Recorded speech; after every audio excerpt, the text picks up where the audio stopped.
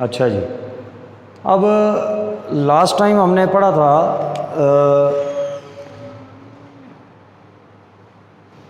Significance of مائٹوسس۔ اس میں ہم نے یہ بات پڑھی تھی کہ مائٹوسس کے کیا کیا فائدے ہو رہے ہیں۔ اب اس بات کے بعد آج کا ہمارا ٹاپک ہے ایررز ان مائٹوسس، یعنی اگر مائٹوسس صحیح طریقے سے نہ ہو سکے یا کوئی غلطی ہو جائے تو پھر اس کے نقصانات کیا ہوں گے۔ دیکھیں مائٹوسس ہے کیا؟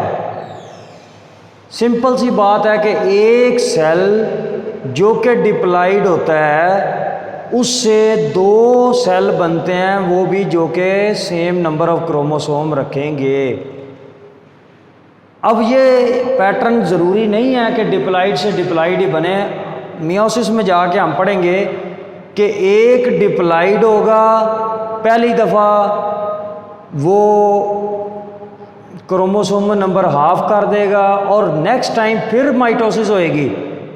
یعنی آپ نے یہ ذہن میں رکھنا ہے کہ مائٹوسس میں کروموسومز کی تعداد پیرنٹ سیل اور ڈاٹر سیلز میں سیم رہتی ہے، بس یہ بات ذہن میں رکھنی ہے۔ اگر پیرنٹ سیل میں کروموسوم تھے 46، ڈاٹر سیلز میں کروموسوم ہوں گے 46۔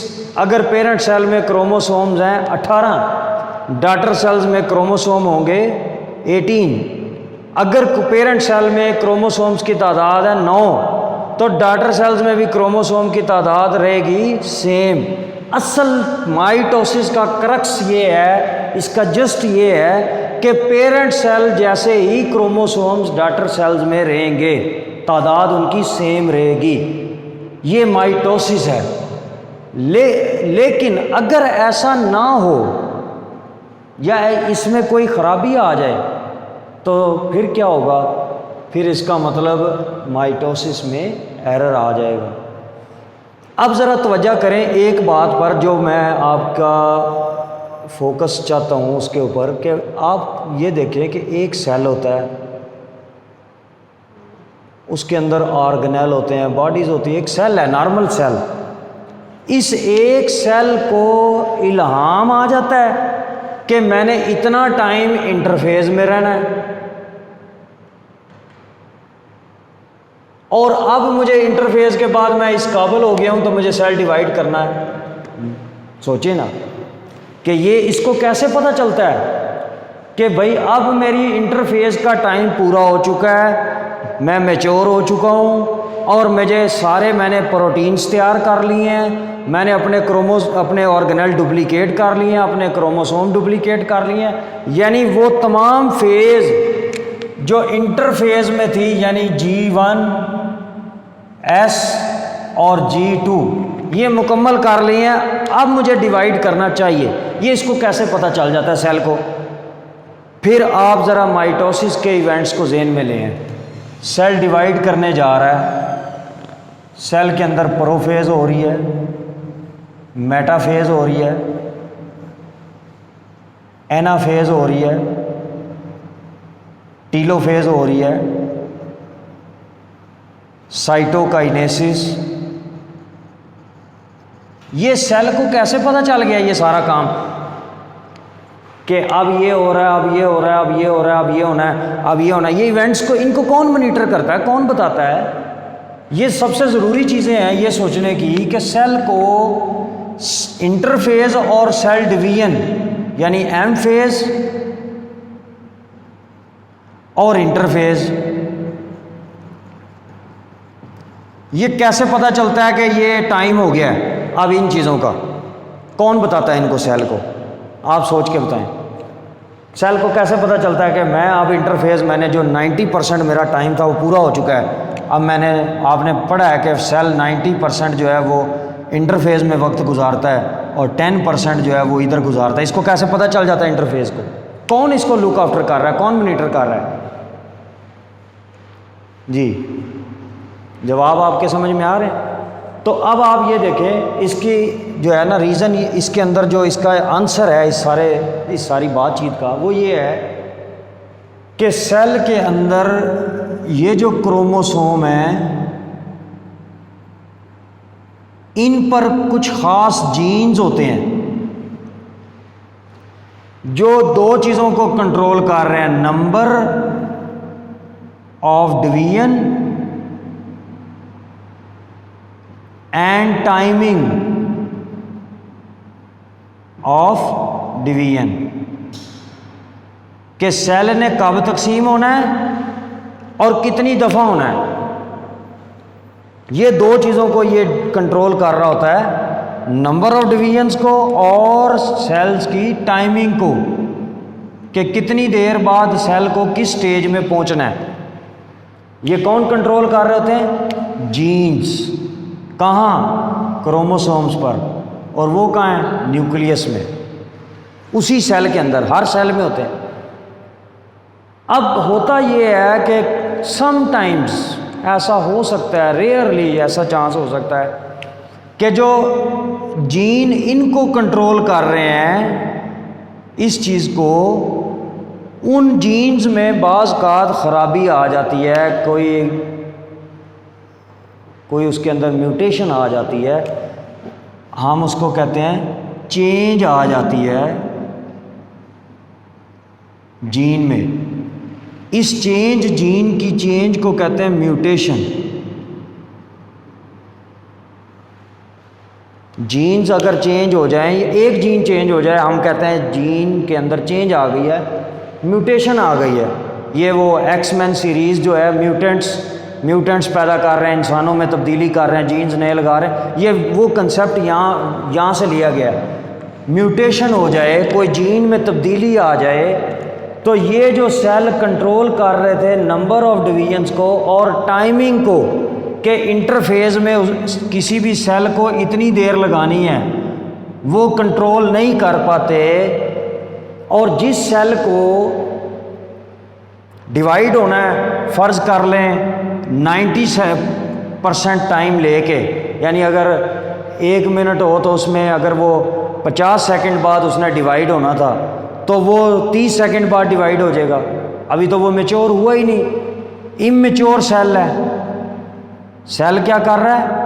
امیچور سیل ڈیوائیڈ کرنے لگ گیا ہے، ڈویژن میں چلا گیا ہے. تو امیچور اگر ڈیوائیڈ کرے گا تو وہ کیا پیدا کرے گا؟ وہ جو سیل پیدا ہوں گے نئے اسی سیل سے، وہ خود میں امیچور تھا، ڈیوائیڈ کر گیا، اور ابھی وہ اس کے اندر سارے آرگنیل اور باقی سٹرکچرز نہیں بنی، ڈپلیکیشن نہیں پراپر ہو سکی، تو وہ ایب نارمل سیل پروڈیوس کرے گا. یہ ایب نارمل سیل نیکسٹ ٹائم پھر تقسیم ہو جائیں گے. اس طرح وہی امیچور اینڈ ایب نارمل سیل جو ہیں وہ وقت سے پہلے تقسیم ہونے لگیں گے، اور ان کو تقسیم ہونے کے لیے جو خود میں سامان چاہیے تھا، جو اس کے اپنے اندر ہونا چاہیے تھا، وہ ان میچور سیلز کو، ساتھ والوں کو مار کے ان سے لینا شروع کر دیں گے. جو آرگنیل چاہیے، جو پروٹینز چاہیے، وہ بجائے اس کے کہ وہ خود اپنے لیے تیار کرتے، وہ جو نارمل سیل تھے ان کو مار کے تو ان سے لینا شروع کر دیں گے. اس طرح ڈبل ایفیکٹ ہو رہا ہے. ایک تو امیچور اور ایب نارمل سیلز کی تعداد بڑھ رہی ہے کیونکہ وہ وقت سے پہلے تقسیم ہوئی جا رہے ہیں، ان کی گروتھ ریٹ تیز ہے. دوسرے نمبر پہ جو نارمل سیل ہے ان کو ماری جا رہے ہیں. تو اس طرح ان امیچور اور ایب نارمل سیلز کے، امیچور اور ایب نارمل، ان سیلز کے پیدا ہونے کو کہتے ہیں ہم کینسر. یہ ہے کینسر.